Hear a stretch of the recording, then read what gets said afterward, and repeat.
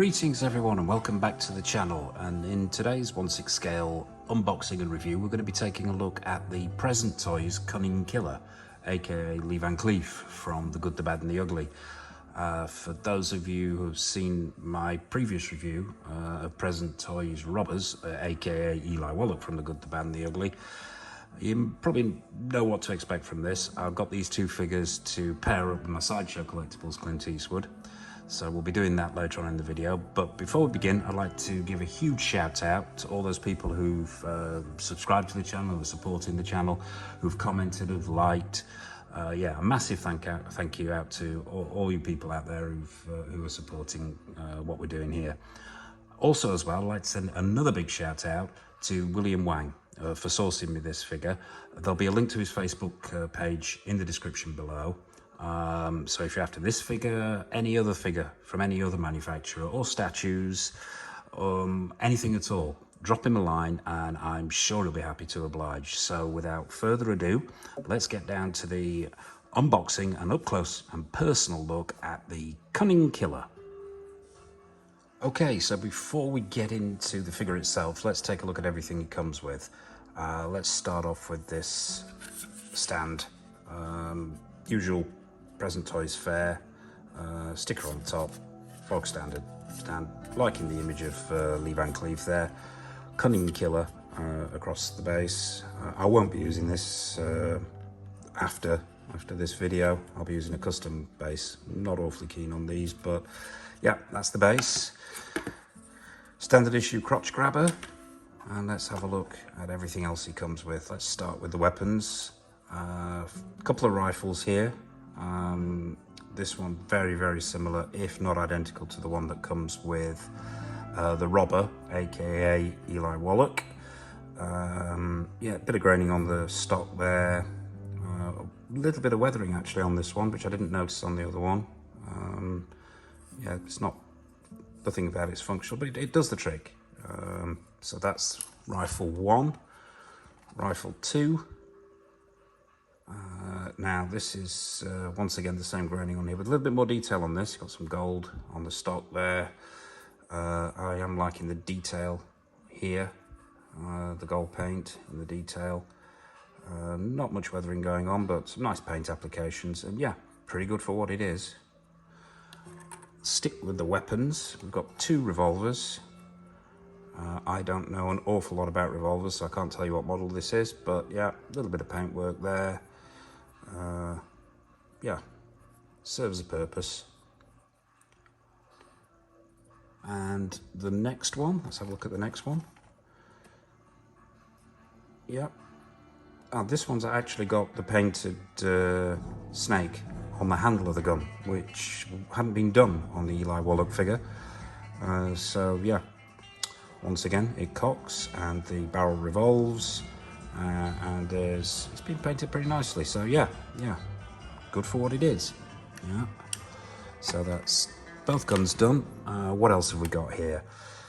This I am assuming is meant to be the bag of money that's buried in the grave in the finale of the film. Not sure, but a bag. It's filled with foam. No weathering on there, just tied with a piece of string. Yeah, I must admit I am preferring the bag of money that came with the Eli Wallach figure. I'm not sure I'll be using this one in the display. Also, now I'm wanting to call it a cravat, but I know it's not a cravat. I'm English, forgive me. Neckerchief thing, whatever it is that goes around his neck. Yeah, it comes in a small bag with the rest of the accessories. Yeah, you can see it there. Anybody who's seen the film, that's pretty iconic. So yep, that's good. Also in a separate bag, and I've got to be really careful here because I'm reaching around the gimbal. Forgive me if my hands are shaking. His 6 scale pipe. Yeah, I don't know whether the camera's picking this up, but yeah, I will be displaying him with this because I just like the look. Gun in one hand, pipe in the other. So there's that. And hands. Okay, 2 on the figure, 4 extras. Usual Present Toys fare. Some good paint applications. Not the best hand you'll ever see in the world, but most certainly not the worst. We've got some veining there. You can see the bone structure. not much going on with the fingernails. What I do like about Present Toys hands is their flexibility. Yeah, they can be used for most posing and posers because they're simply workable. Yeah. So I think we've got gun hands here and gripping hands and so on. Okay, so that's the accessories. Let's get the figure out, down on the table and see what he's all about. Okay, so here he is, straight out of the box, on the stand in a neutral pose, none of the accessories. Let's take a look at let's start with the tailoring. Nice material, well fitted, well-fitting jacket.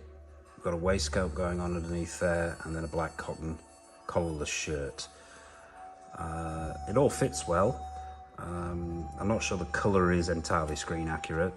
I suspect they've used a very similar material. It feels like the material that they used, and the colour is almost identical, I think, to the material that they used on the Vincent Hanna figure from Heat. Not sure it's entirely accurate. I have had a quick look back at some of the stills from the film, which I've seen numerous times, and I've got the feeling that it was a 3/4 jacket. It wasn't a normal length jacket, so maybe not entirely screen accurate, but the material's nice, the colouring's nice, that waistcoat feels good.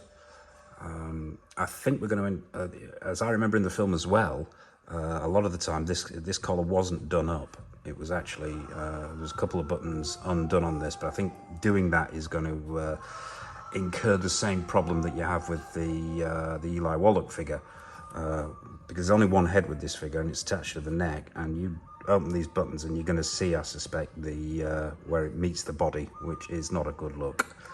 But yeah, underneath the jacket we've got a very nice pocket watch. That's a nice touch. Yeah, very well done, nice and shiny. It might need some weathering, this figure. We've got a gun holster around this side here, 2 gun belts with molded bullets, one with a functional buckle. Let's spin him around so you can get an idea of the proportions. The proportions are good. Yep, and the tailoring for this price point is yeah, it's good. It's very good. These boots, yeah, it's not a split cut boot design. One piece of molded plastic. I suspect when you're trying to pose him, it ain't going to be the easiest thing in the world. We've got a buckle on here and a plastic spur, shiny plastic spur. I think some weathering is going to be in order on these boots.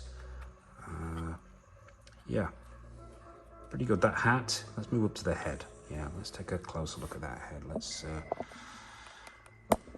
bring this gimbal up a little bit and get a little bit closer on that head sculpt and that hat. The hat's one piece, molded plastic, attached to the head, doesn't come off. The head sculpt itself, and I'm not sure the camera is picking, it's pretty good. Yeah, it's a pretty good likeness. I know there are a few Lee Van Cleef custom, as there were Eli Wallach customs out there, and whether Present Toys, being a third party, maybe has recast those or done these from scratch, I'm not sure, but the hair looks pretty good. The paint applications on the face are good. There's multiple paint applications there. We've got a 5 o'clock shadow. I'm not sure whether the camera's picking that up. The paint application on the moustache is good. The eyes are nice and glassy, and it's got that sort of angel eyes stare, which is synonymous with Lee Van Cleef in the film itself. So yeah, on the whole, pretty good, pretty good. And as I say, I mean, when you're working to a budget, you're working to a price point like Present Toys do, it's a good piece of work. Yeah, if not entirely screen accurate. So yeah, is the Cunning Killer, Angel Eyes, the Bad, from The Good, the Bad, and the Ugly. What we're going to do next is, as we always do, is get him in a quick pose, get him into the detolf, take a look at him under the detolf lights, and yeah, and we'll take it from there. So see you over at the detolf. Okay, so we've got him in a quick pose and over in the detolf, and yeah, here he is, the Present Toys Cunning Killer. I say relatively quick pose. A word of warning straight away, that neckerchief, whatever it's called, is going to take a lot of futzing. It really is. So it's not dissimilar to the poncho on the Clint Eastwood figure. You are going to be spending quite a bit of time getting this to look right. I haven't got it quite right yet. What I've done is actually, the quick tip is maybe try tucking it under the neck of the jacket a little bit, so you get the fall right. I wouldn't recommend undoing it and ironing it or anything like that, because you may lose that drop at the front. But yeah, and also something I forgot to mention when we were down on the table, nice little touch, is the holster itself, and it's the cross holster, the cross body holster, rather than the straight down the leg holster, which obviously is screen accurate for this character. But yeah, let's pull out a little bit. I'm liking him, I am. And as I said, for this price point, yes, there are some inaccuracies there. The head sculpt has definitely captured the likeness of Lee Van Cleef, most certainly. The intensity in those eyes. Tailoring is good. The accessories are better than the, I think, well, mix and match maybe, the accessories from Eli Wallach, the Eli Wallach figure. But yeah, accessories good. Base, nothing to write home about. Tailoring good. Screen accuracy maybe not so good. Head sculpt good. Yeah, a solid figure from Peasant Toys, another solid figure. What I'm going to do now is get him in the detail with the other two, the Sideshow's Clint Eastwood and the Present Toys Eli Wallach, and see how they trio up. Okay, so here we go. We have all three of the Good, the Bad and the Ugly on the shelf together. Obviously the Sideshow Clint Eastwood at the back there. Straight away, there is a proportion issue. Present Toys idea of 1/6 and Sideshow idea of 1/6, obviously two entirely different things.